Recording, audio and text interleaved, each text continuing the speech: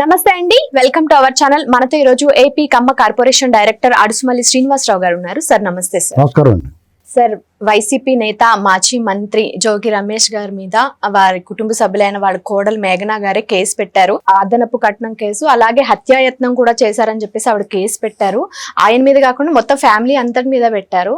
ఇప్పుడు ఈ కేసు అంతా ఒక ఎత్తు చూసుకుంటే ఇప్పుడు జగన్ గారు ఏం చెప్తారు అంటే ఇది కూడా రాజకీయ కక్షతోటే కేసు పెట్టారని చెప్తారా? దీన్ని ఎలా చూడాలి సార్? ఇప్పుడు ఈ డొమెస్టిక్ వైలెన్స్ కేసులు అంత సీరియస్గా తీసుకోకూడదండి. అంటే నిజ నిర్ధారణ జరగాలి. ఇప్పుడు జోగి రమేష్ గారి మీద వాళ్ళ కోడలో ఎవరో కేసు పెట్టుండొచ్చు. అయితే దాన్ని ఇదివరకట్లాగా 498 కేసులు అయ్యి తీవ్రంగా తీసుకుంటలా. ఎందుకంటే దాన్ని వేధించడానికి ఒక మార్గంగా ఎంచుకోవడం జరుగుతూ ఉంది.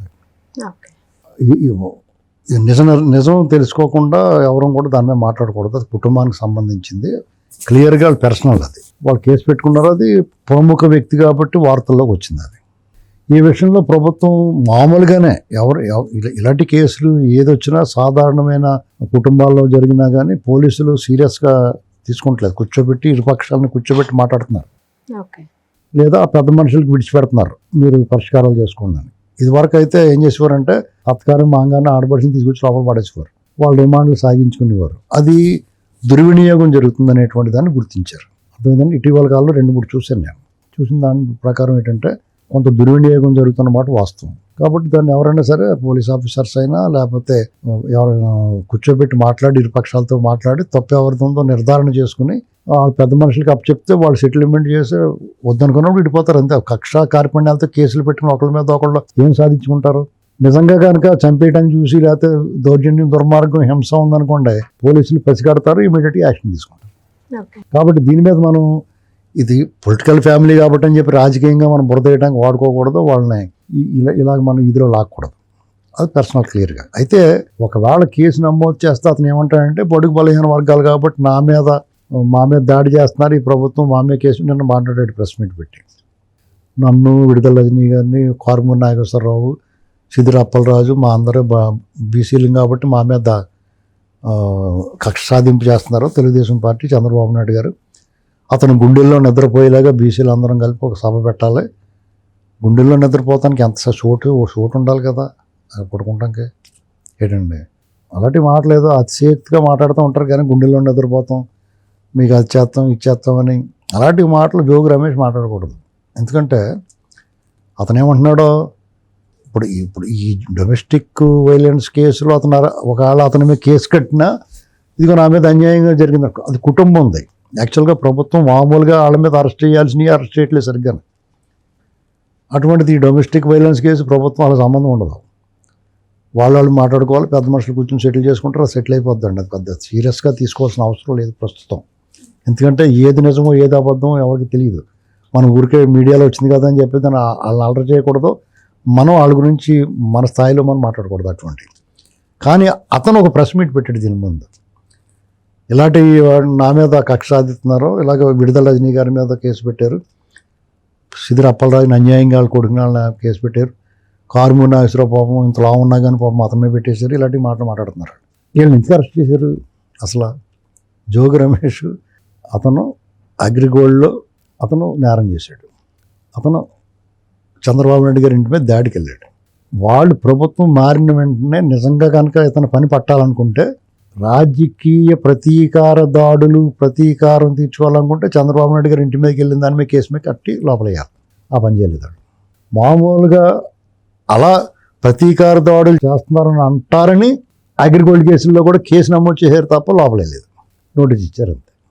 ఏమండి ఇతను వీళ్ళు ఏమంటలేదు కదా అని చెప్పేసి నకిలీ మధ్య మొదలెట్టాడు. అప్పుడు వెళ్ళి దొరికాడు. నేను చెప్పాను, వాళ్ళ అంతరాలు చెరుకు మిషన్లో చెయ్యడితే దాన్ని ఎవడ ఏం చేస్తాడు? ఇప్పుడు నువ్వు చెరుకు రసం తాగుతానికి వచ్చేవేమో అనుకుంటాడు మిషన్ అతను. నువ్వు అతను ఆదమర్శన ఒకటి చేయట్టేసేమనుకు అందులోనే చేయగలిపోయింది బాబాయ్ నువ్వు డబ్బులు కట్టంటే అతను ఏం చేస్తాడు? అలా వీళ్ళు తప్పులు చేసి మీరు మా మీద అక్రమ కేసులు పెట్టారంటే అలాగా 87 ఏళ్ళు జైల్లో ఉన్నామంటే మేము అందరం ఏమనుకున్నామంటే ఇంకా అక్కడే ఉండిపోవాలి అనుకున్నాం. కానీ నువ్వు వచ్చేసావు బయటికి. ఈ వంకన పాత కేసులు కూడా తోడి నువ్వు ఇలా బయటకు రాగానే మళ్ళీ నూతులో బాల్చబడిపోతే గేలం ఎత్తాం కదా, అలా ఇంకో కేసు తగిలిస్తారేమో అనుకున్నాం మేము. అది రాజకీయ కక్ష అంటే, నేను లోపల ఉంచాలంటే. కానీ వాళ్ళు వాళ్ళ అభివృద్ధి, పెట్టుబడులు, అమరావతి, పోలవరం, తల్లికి వందనం, పిల్లలతో పేరెంట్ మీటు వీటితోనే సరిపోతుంది. మీ మీ సంగతాలు మేము పట్టించుకోవట్లేదు. వాళ్ళు అసలు వైసీపీ అనేటువంటిది ఉన్నదన్నది ఆ సంగతాలు మర్చిపోయారు. నిజంగానే వీళ్ళు ఏమైనా అరుచుకుంటూ అనుకుంటున్నారు అంతే. ఇప్పుడు తెల్లవారుజాము 2 నుంచి 3 వరకు కుక్కలో నక్కల్లో ఊళలేస్తూ ఉంటాయి, మరుగుతూ ఉంటాయి. మనం చిచ్చి అని స్టడీ చేసి మనం పడుకుంటాం. అలాగే వీళ్ళని కూడా వదిలేశారు. ఇతనేమంటున్నాడు, రజనీ గారిని అలా చేశారు అంటున్నారు. ఆవిడేమో వాళ్ళ దగ్గర డబ్బులు కట్ట లాగేసి ఆవిడ మీద కేసు నమోదే ఉంది. అందులో ఒక ఎస్పీ గారు బుక్ అయ్యాడు. ఆవిడ అసలు టచ్ చేయలేదు. మరి ఎవరో ఆపారో లేకపోతే వాళ్ళు ఆడవాళ్ళని వద్దనుకున్నారు. సిదిరి అప్పలరాజు విషయం మీరు ఎంత తక్కువ మాట్లాడితే అంత మంచిదాళ్ళు. ఎందుకంటే సిదిరి అప్పలరాజు నేరం పనిగట్టుకెళ్ళి చేసాడు. అతను ఆ ప్రమాదం జరిగింది. ప్రమాదం జరిగినప్పుడు అతను అందంగా తీసుకెళ్ళి పోలీసు గాయపడిన అతన్ని హాస్పిటల్ తీసుకెళ్ళి బతుకునంట. అతను బతికే ఉన్నాడు, వదిలేసిపోయారంట. పాపం కదా అది. అతను అలా వదిలేసి కొడుకుని మాత్రం తీసుకెళ్ళిపోయి ఇంకోటి అవును పెట్టేసి ఇంత దానికి టైం ఉంది నీకు. ఆ గాయపడిన వాళ్ళు అతనికి ఎలా పాడేయటం ఎంత మహాపాపం అది, ఎంత దుర్మార్గం. అక్కడ మానవత్వం లేదు. అతను బలహీన వర్గాలు చెందినట్టు బీసీలు కాదు. నువ్వు ఒకవేళ తెగ బలిసి ఉన్నా కానీ మంత్రిగా చేసినా కానీ నువ్వు బీసీ, అతను బీసీ కాదు. ఇతను అన్యాయంగా అరెస్ట్ చేశారంటాడు. 6 రోజులు టైం ఇచ్చారు. కోర్టు కట్ట వెళ్ళి ఎన్నో తెచ్చుకోమన్నాయి. కోర్టు కూడా చీని ఉమ్మేసేసింది. ఈ మధ్య మామూలు కోర్టులు వదిలేతను అయినా సరే ఉమ్మేసింది నీ మీద. అంటే తీవ్రత, కేసు తీవ్రత అర్థమైందా? కారుము నాగేశ్వరరావు అతను బడుగు బలహీన వర్గాల మీద దాడిని ఎలాగంటావయ్యా? గుంటూరు అవతలు నరికేస్తాను, గుంటూరు అవతలు లాక్కొచ్చి కొడుతున్నాడు. అతను బలహీన వర్గం ఏంటి? అతను బలహీనుడేటి? దొక్కలా బలిసినోడు, తెగ బలిసినోడు, మంత్రిగా చేసాడు, బోనం సంపాదించుకున్నాడు. అతనేం బలహీనుడు కాదు, నిస్సహాయుడేం కాదు, అధికారం లేనివాడు అంతే. ఇప్పుడు వాళ్ళ కొడుకాళ్ళు కకృతి కాకపోతే ట్రాన్స్పోర్ట్లో ఏలెడతాం ఎందుకు? ఉన్నది చాలదా? అందులో బుక్ అయ్యాడు. వీళ్ళు వద్దనుకున్నా కానీ మీరంతటా మీరు వెళ్ళి మమ్మల్ని పట్టేసుకోండి అని చెప్పి మీరు వెళ్తుంటే మీరు ఏదో దాంట్లో మీరు దొరికేస్తుంటారు. అసలు ఈ ప్రభుత్వం చిచ్చి న్యూసెన్స్ వీళ్ళతోటి మాకు ఎందుకు అనుకుంటున్నారు? మిమ్మల్ని చూస్తే సిరాకలగా. అయినా సరే మీరు ఏదో ఒకటి చేసి వెళ్ళి వాళ్ళకి దొరికేస్తుంటే మీరు ఆల్రెడీ చేసిన వాటిని వదిలేసారు వాళ్ళు. కానీ కొత్తగా చేసి దొరికేస్తున్నారు మీరు వెళ్ళి. వాళ్ళు ఏం చేస్తారు పాపం? మాలాంటి వాళ్ళు ఏమో దొబ్బుతున్న వాళ్ళు ఎంత పట్టుకుంటలేదని మాకు వాళ్ళు పడలేక మిమ్మల్ని పట్టుకుంటున్నారు. పడుకున్న గుర్రాన్ని వెళ్ళి లేపి దంచుకుంటున్నారు మీరు. అటువంటప్పుడు మేము బలహీన వర్గాల మీద దాళ్ళు, మన అందరం సంఘటితం అవ్వాలి, జగనన్న వెనకాల నిలబడాలి, జగనన్న బలోపేతం చేయాలి. జగనన్న మీరు బలోపేతం చేస్తున్నట్టు అతని పరిపాలనా కాలంలో మీ నడుము విరగొట్టాడు. పొడుగు బలహీన వర్గాలని అణిచేసాడు, రాసి రంపన పెట్టేశాడు. అతను తీసుకున్న విధాన నిర్ణయాలన్నీ కూడా బడుగు బలహీన వర్గాల మీద నేరుగా పడ్డది ప్రభావం. ఇసుక పాలసీ, భవన నిర్మాణ కార్మిక రంగం మొత్తం కుదిలైపోయింది. వారానికి 5 రోజులు 6 రోజులు పని చేసుకునే వాళ్ళు 3 రోజులు కూడా పని దొరకలా. ఆ రకంగా గడవడం కష్టమైపోయింది. దానికి తోడు మద్యం పాలసీ, దానివల్ల ఆరోగ్యం పోయింది. నకిలీ మద్యం వల్ల, అధిక ధరల వల్ల జేబులు ఖాళీ అయిపోయింది. అనారోగ్యం బాగాలైపోయి అనాథలైపోయారు. చావులు సంభవించింది. అన్ని రకాలుగా దెబ్బకొట్టేశాడు. వీళ్ళకి బీసీల గురించి మాట్లాడుతున్నాడు జగన్మోహన్ రెడ్డి. నందం సుబ్బయ్య, తోట చంద్రయ్య, అమర్నాథ్ గౌడు వీళ్ళు బలహీన వర్గాలు కాదు. అప్పుడు మీ నోళ్ళు ఎక్కడ పెట్టు ఏమైనాయి?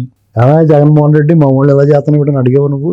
చంద్రబాబు నాయుడు గారు ఏమంటలేదు, ఈజీ టార్గెట్ ఆయన ఏమంట పట్టించుకోవడం వల్లనే మనం చేసిన నేరాల ఘోరాలే పట్టించుకోవట్లేదు. ఇప్పుడు కొత్తగా అంటే మాత్రం ఏం పట్టించుకుంటాడో? ఆయన గుండెల్లో నిద్రవుతావా?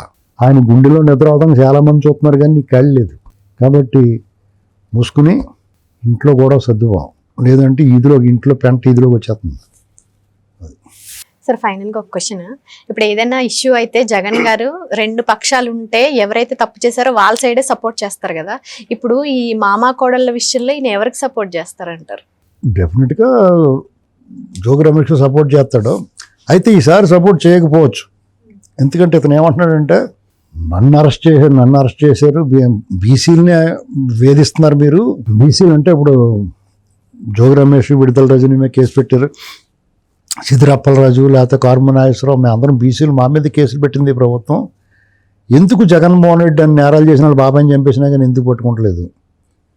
తర్వాత ఇతను మద్యం ముడుపుల కేసులో ప్రధాన ముద్దాయి అతన్ని ఎందుకు అరెస్ట్ చేయట్లేదు? అటవీ భూములు కాజేసిన పెద్దిరెడ్డిని ఎందుకు వదిలేశారు? పరకామణి నేరంలో ప్రధాన భాగస్వామి భూమన కరుణాకర్ రెడ్డి. తిరుమల తిరుపతి దేవస్థానంలో అనేక అవకతవకలు చేయడు, చాలా నేరాలు చేశాడు అతను ఎందుకు వదిలేశారు? సుబ్బారెడ్డి కల్తీ నెయ్యి ఇటువంటి వాటిల్లో అతన్ని బియ్యం అక్రమ రవాణాలోను పైగా పవన్ కళ్యాణ్ గారిని చంద్రబాబు గారిని బూతులు తిట్టిన చంద్రశేఖర్ రెడ్డిని ఎందుకు వదిలేశారు? చెవిరెడ్డి భాస్కర్ రెడ్డి కొడుకుని ఎందుకు వదిలేశారు? పైపులు ఎత్తుకుపోయిన బొగ్గన రాజేంద్రనాథ్ రెడ్డిని ఎందుకు వదిలేశారు? బెదవాడలో ఒక బ్రాహ్మణ స్థలాన్ని దొబ్బేసి ఆక్రమించుకున్న గౌతమ్ రెడ్డిని ఏం చేయట్లేదు? మమ్మల్ని ఎందుకు చేస్తున్నారు? వాళ్ళని కూడా అరెస్ట్ చేయండి అని అడుగుతున్నాడు అనుకుంటున్నాను నేను. అది తమ్ముడు తనవాడైనా ధర్మమే. మా పార్టీలో మమ్మల్ని ఎందుకు టార్గెట్ చేశారు? ఈ జగన్మోహన్ రెడ్డి గ్యాంగ్ని ఎందుకు చేయట్లేదని అడుగుతున్నాడు అతను డిమాండ్లో న్యాయం ఉంది. అది థ్యాంక్ యూ సార్.